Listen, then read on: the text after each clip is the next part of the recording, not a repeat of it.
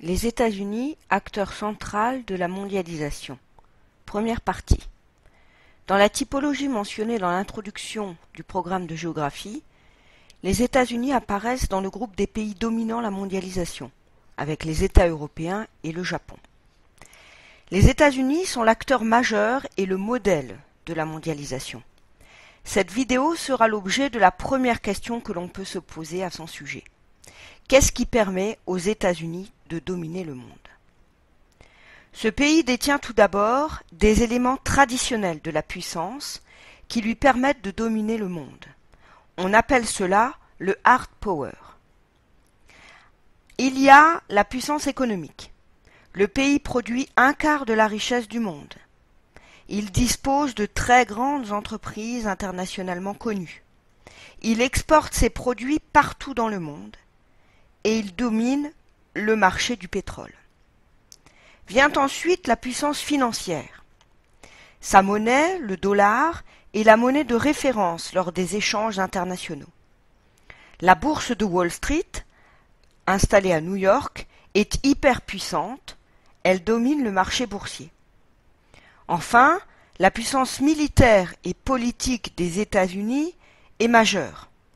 L'armée américaine est présente sur tous les continents et se fait le grand défenseur de la démocratie. La politique internationale américaine est suivie par nombre de ses alliés. Exemple, le président Obama décide d'une non-intervention en Syrie. La France, pays allié, décide de s'associer à cette prise de position, alors que quelques mois auparavant, le président Hollande était prêt à intervenir pour lutter contre Bachar el-Assad en Syrie. Mais le pays ne dispose pas que de ce hard power.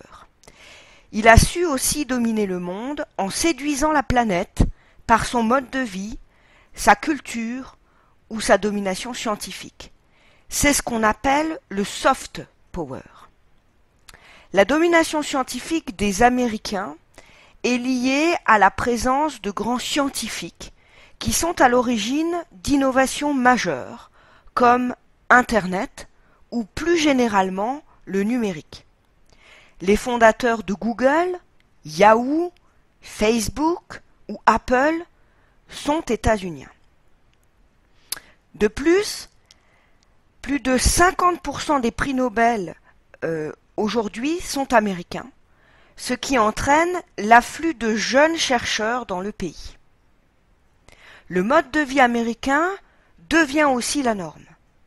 Manger un Big Mac en portant un jean Levi's en regardant les experts à la télévision est une pratique qui existe partout dans le monde.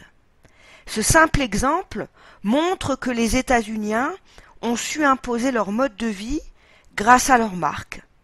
Ce modèle est diffusé dans le monde entier par les séries, les films ou la musique des États-Unis.